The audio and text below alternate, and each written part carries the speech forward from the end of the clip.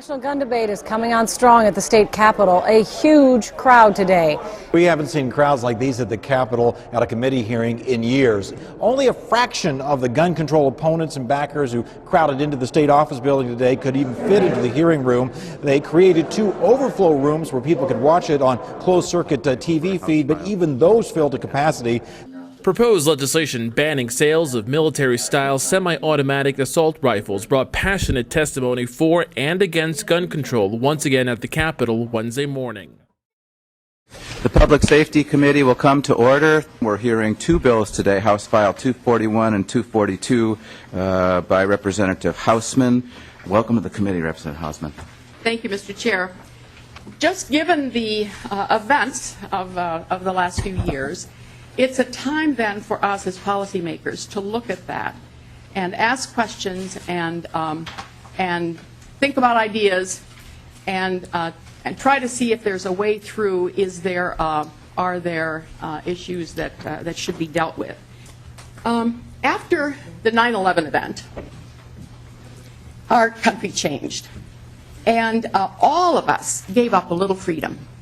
None of us had the freedom to just walk through an airport as we might have. We all sort of had to prove that we were safe before we could move through. It was a very different time. And except for maybe a little grumbling, I think we all realized why we were giving up a little bit of freedom, because something had happened. I'm going to leave for a little while. Heather Martin is going to suggest the kind of parameters of the bill, and I think has some further opening statements setting the context. Representative Hausman, will you be back for 241?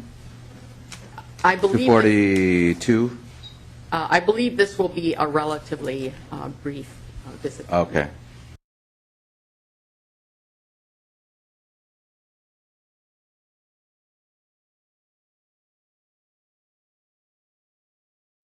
Ms. Martens, please.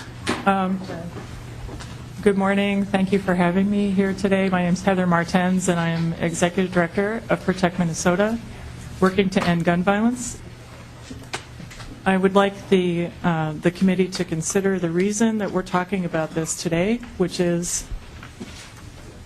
the children who have been lost in the Sandy Hook shooting and in many other shooting deaths. First of all, I find it very objectionable that you come down to present a bill and then take off. Mr. Chairman, Chris Rager with the National Rifle Association.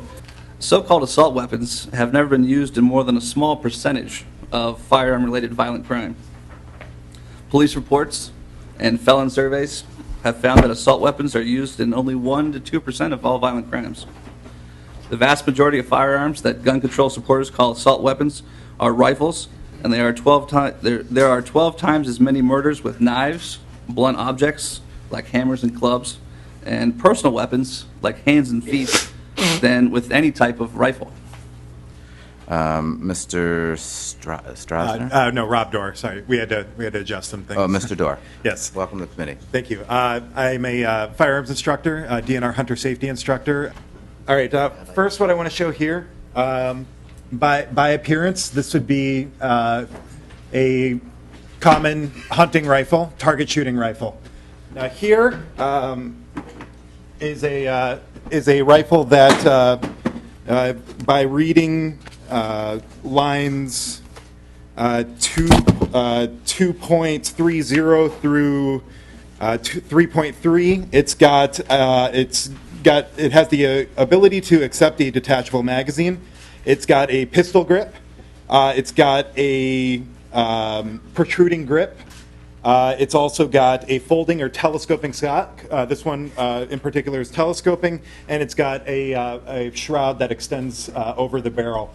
So it's 1, 2, 3, 4 times deadly, I guess. What might surprise you is that these two firearms are actually the exact same firearm. They are Ruger 1022s. The only thing that is different between these two rifles is entirely cosmetic. This right here is a 223. So this is what would be more commonly found in like an AR-15 caliber. What these two guns shoot is a 22. That little guy right there. So we're not looking in the right place.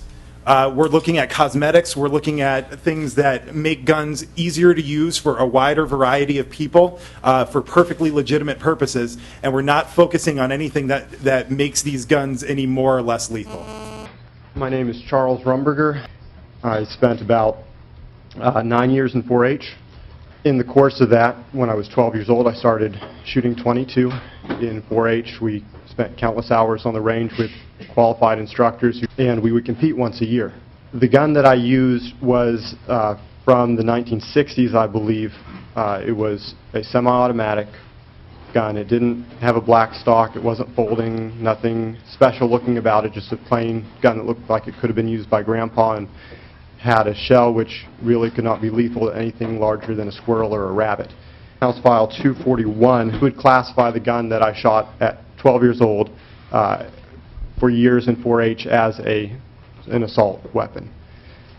My name is Joseph Olson. I'm a professor of law at Hamline University, and I am also president of the Gun Owners Civil Rights Alliance. This is an absolutely outrageous bill. It treats semi-automatic firearms in Minnesota worse than machine guns are treated under federal law. Yes, machine guns have to be registered, and yes, you have to go through a background check, but there is no requirement that you let anyone in your house to inspect your storage. There is no requirement of annual registration at another fee. There is no requirement that you can possess the property only on your own property. You can possess it anywhere in the state in which you live. Let me see if that's worse. Oh, and did anybody notice at 10.1, you can register it, you can comply with all the requirements of the state of Minnesota, and when you die, they take it away. It's simply deferred confiscation. Deferred confiscation. It's registration first, followed by deferred confiscation. And whenever I say to legislators, if you're going to register it, you're going to confiscate it, and they say, oh, no, no, no, no, no, no, no, we would never do that. Well, here's proof. Right here. I'm Bob Radke, and the thing that I've noticed in this bill, people say that the government is not going to confiscate our firearms. This is a confiscation bill right here, the way it's written.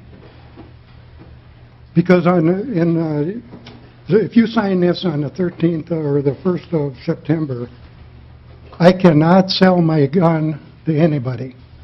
It's got to go to the crap shop at the police department.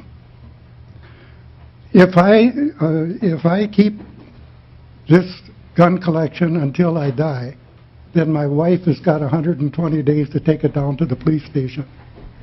I cannot give anything to my grandson. Rod Garberson from Coon Rapids, Mr. Chair, members of the committee. I'm a concealed carry permit holder. My kids both know, I have two, boy 12, daughter 9, they both know that they're safe.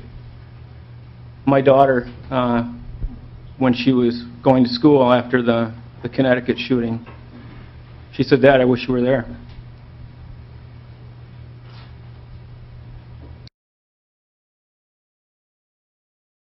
Any other questions? Representative Kiefer. Thank you, Mr. Chair. I think you've run a really good committee on this important issue. I'm really disappointed that so many members have left this hearing because this is an extremely, extremely important issue. We're talking about our constitutional rights here. I just want to make that comment. Thank you. I'm going to leave for a little while.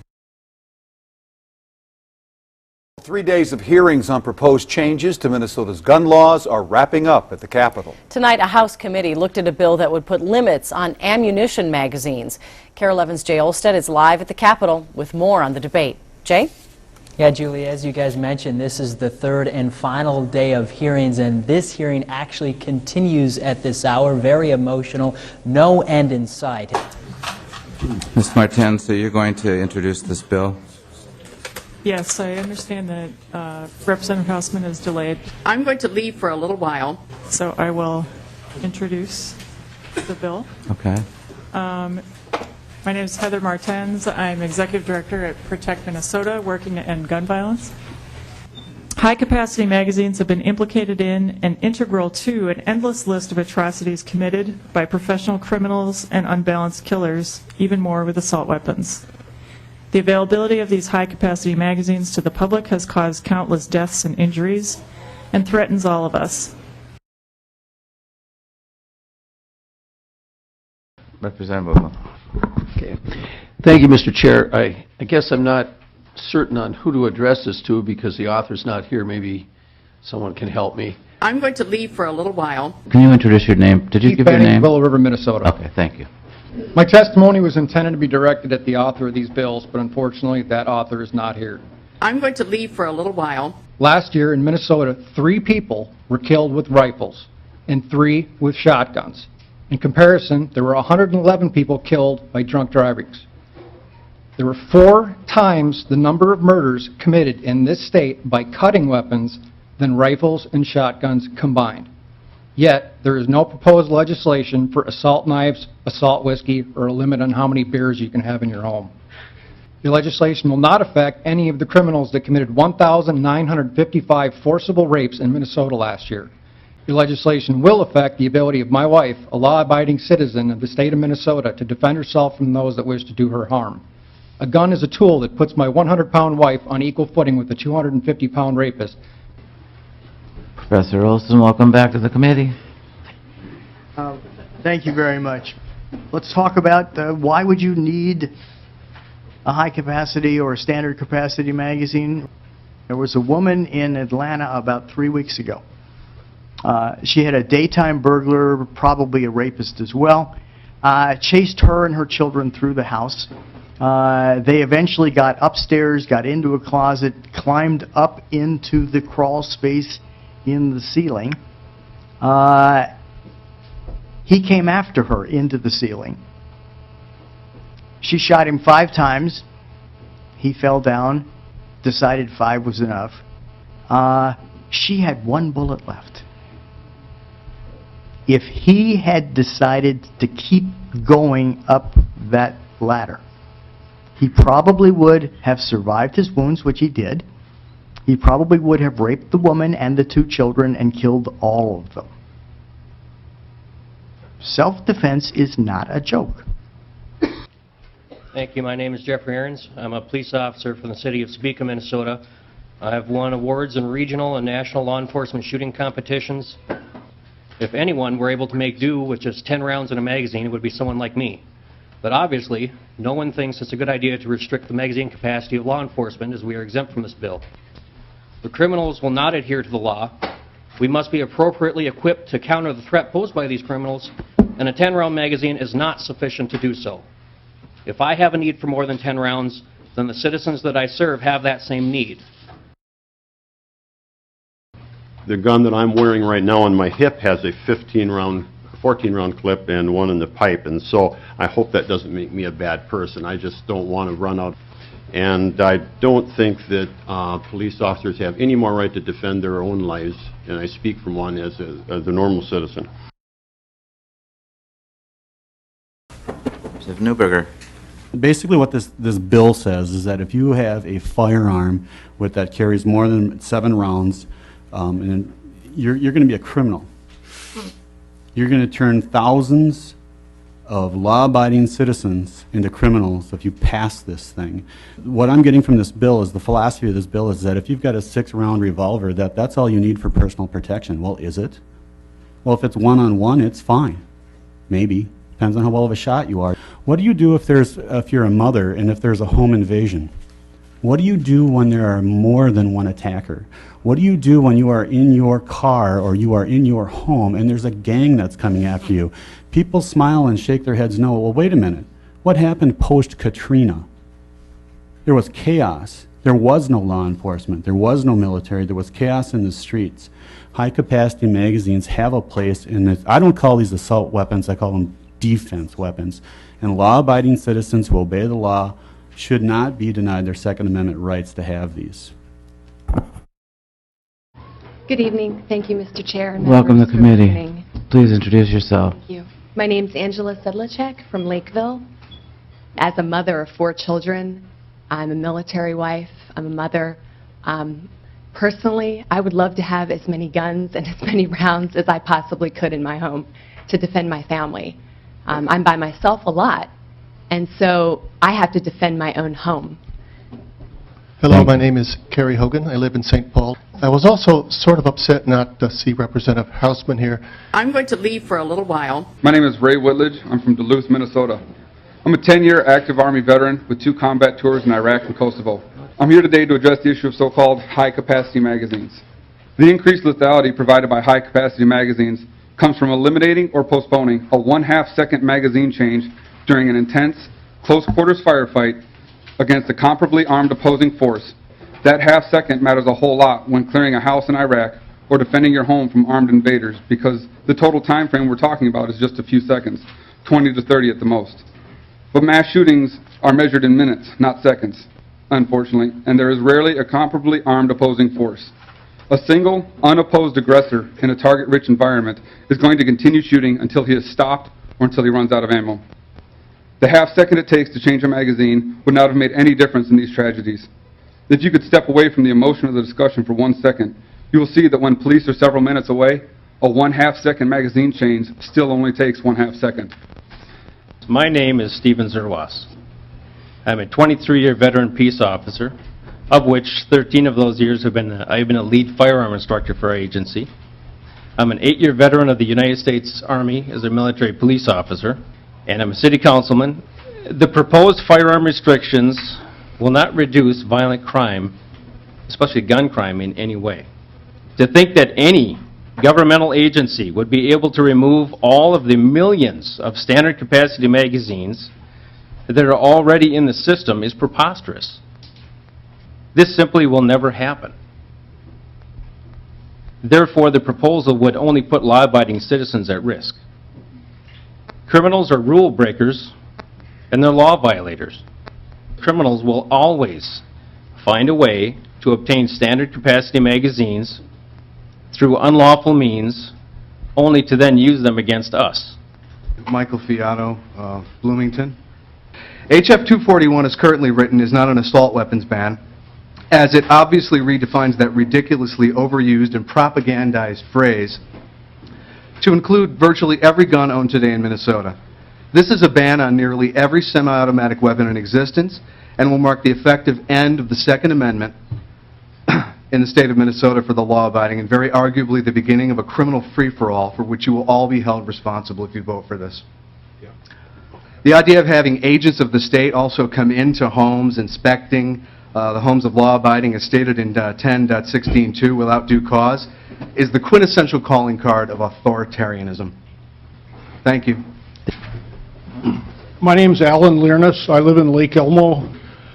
I am absolutely appalled that a legislator would craft a bill that's as blatantly unconstitutional as this bill or these proposed bills are, and then not even have the courtesy to be here to be questioned and hear firsthand the comments of people like myself. I'm going to leave for a little while. Representative Lomer. Thank you, Mr. Chair. I just want to thank all of the people who came to testify over the last 3 days. I'm just amazed and really appreciative of the willingness for people to come from so far away and to be here all day for 3 days. I know a lot of you have been. And I really, really wish that we could hear from everyone, because it's just wonderful that you're here. It is your right to be here. This is the people's house. So whichever side you are on, I want to commend you for that and thank you for that. And then I also want to echo the gentleman's concerns from Lake Elmo that the author of this bill and yesterday morning's bill was not here. I'm going to leave for a little while. I just feel that's a really large concern. These people were here to address the concerns in her bills, and I think that just with all these people that were here, that she should have been here. I'm going to leave for a little while. I believe this will be a relatively brief visit. Okay. Go ask